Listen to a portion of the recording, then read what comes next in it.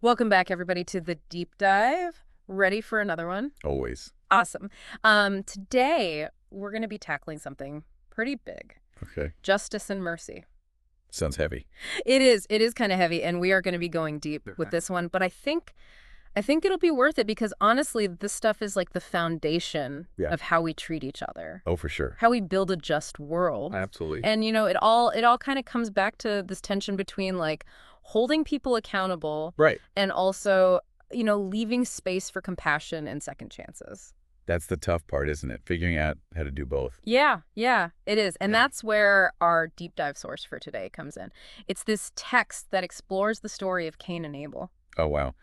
The brother versus brother story from the Bible. Exactly. Like one of the oldest stories out there about this very struggle. It's a classic for a reason, right? It gets to the heart of some really deep stuff. It does. It does. And what's interesting is that it's not just a simple crime and punishment kind of story. Oh, really? Yeah. There's this whole other layer of complexity that really got me thinking. I'm intrigued.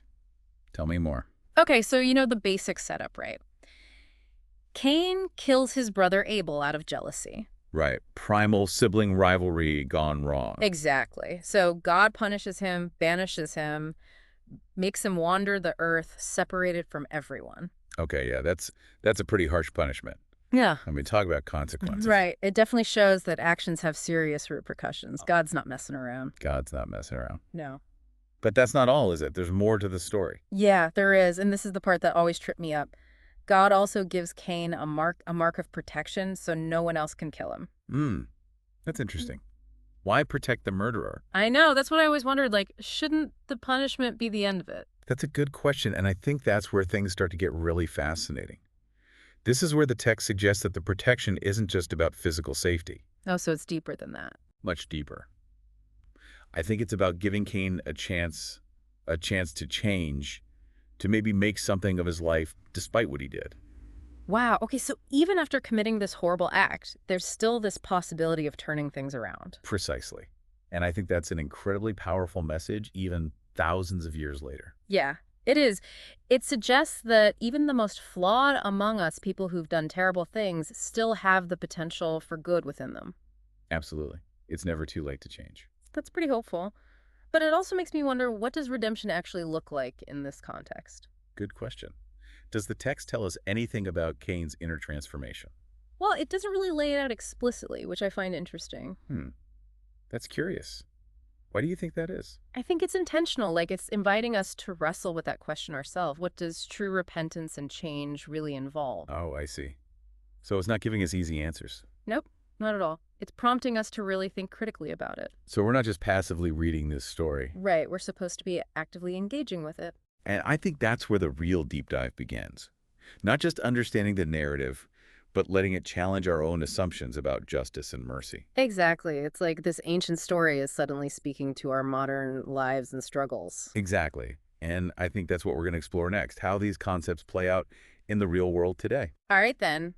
Let's dive in. So this story is messing with my head a little bit. Yeah, it's one of those that really sticks with you. Because on the one hand, you have this clear act of justice, like Cain is punished for what he did. Right. God holds him accountable. But then there's this element of mercy, too, like this chance for him to maybe change and make things right. It's not about letting him off the hook. Right. But it is acknowledging that even someone who's done something terrible can still have a future. It's like saying, okay, you messed up big time, but that doesn't mean your story is over. Exactly. And the text actually goes on to explore how these concepts should inform our actions in the real world. So it's not just an ancient tale, it's like a guidebook for how we deal with these situations in our own lives. Yeah, I think that's a great way to put it. Because let's be real, these kinds of dilemmas come up all the time, right? Like, how do we hold people accountable while also offering forgiveness? Yeah, that's the million-dollar question, isn't it? It is. Like, how do you balance the need for consequences with the understanding that people can change? It's a tough one for sure. I mean, we all know how easy it is to get caught up in the anger and hurt when someone wrongs us. Oh, yeah, totally. But the text encourages us to consider a different path, one that allows for both accountability and the possibility of redemption. So it's not about ignoring the wrong. No, not at all.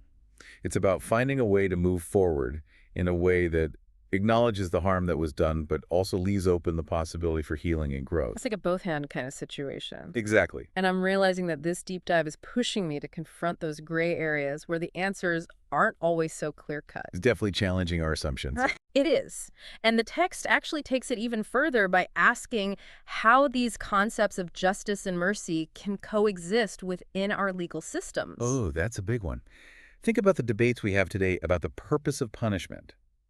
Is it about rehabilitation or retribution? Yeah, that's a huge question. And it's playing out right now in discussions about prison reform sentencing guidelines, the death penalty. It's like this ancient text somehow anticipated all these modern-day dilemmas. Right. It's mind-blowing. And while it doesn't offer easy solutions, it does force us to grapple with the nuances. So, like, how do we make sure our legal systems are both just and merciful? That's the challenge. You know, it's interesting because we often talk about these concepts as if they're opposites, like you can have one or the other. Yeah, it's like, right? But this text seems to suggest that maybe that's not the right way to think about it. Yeah, like they're two sides of the same coin. You need both to create a society that's both fair and compassionate. And that brings us to another tough question. How do we extend grace without condoning harmful actions? Like, how do we separate the person from the act? That's a really important one. And I think it's something we all struggle with to some extent. Totally. Because we've all messed up, right? We've all done things we regret. And in those moments, we really hope for understanding and forgiveness from others. Of course we do. But offering that grace can be so hard, especially when we've been hurt. Yeah, it's like you have to dig deep and find this wellspring of empathy, even when it feels impossible. Right. It's about choosing to see the humanity in someone even when they've made a mistake. And it's about believing that people can change. Exactly. And I think that's ultimately what this text is calling us to do, to cultivate that kind of radical empathy and compassion within ourselves. It's like a superpower, being able to see past the offense and believe in someone's potential for change. And I think it's a superpower we all have the potential to develop. So it's not about being naive or ignoring the harm that was done. No, not at all. It's about recognizing that true justice can't exist without a measure of mercy.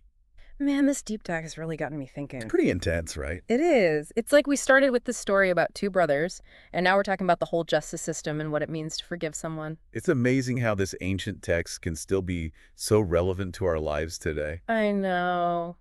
It really makes you see how these ideas of justice and mercy, they're not just abstract concepts. They're like woven into the fabric of our world. Absolutely. They touch every aspect of our lives, from our personal relationships to the systems we build as a society. So where do we go from here? Like, how do we actually live out these principles in a way that makes a difference? That's the big question, isn't it? It is. And I don't know if there's like a simple answer, a one-size-fits-all solution. I agree. But I do think this deep dive has given us some really valuable tools to work with. Okay, so like what are some takeaways, some concrete things we can do? Well, first, I think it's crucial to remember that justice and mercy aren't mutually exclusive. They're not opposites, but rather two sides of the same coin. I like that. It's about finding that balance, that place where accountability and compassion can coexist. Exactly. And second, I think it's about being willing to see the humanity in everyone, even those who have done terrible things. That's tough, though, especially when you've been personally affected by someone's actions. It is. It's definitely not easy. But I think that's precisely when it's most needed. So it's about choosing to see the best in people, even when they've shown us their worst. Yeah, I think so. And finally, I think it's about having these difficult conversations, talking about justice and mercy, not just as ideas, but as real-life issues that impact us all. So just by talking about this stuff, by sharing these ideas with others, we're actually taking a step towards creating change. I believe so. Because when we question our assumptions, when we challenge our own perspectives, that's when real transformation can begin. This deep dive has given me so much to think about, and I have a feeling these ideas are going to stick with me for a while. I think that's the point. It's not about finding all the answers, but about embarking on a journey of continuous learning and growth. Well said. And on that note, thanks for joining us for this incredible exploration of justice and mercy. It's been a pleasure. I hope it sparked something in you too, some new insights or maybe even a new way of looking at the world. Remember, the conversation doesn't end here. Keep thinking about these ideas, share them with others, and see where they lead you. Awesome advice. We'll see you next time for another deep dive into the big questions that matter.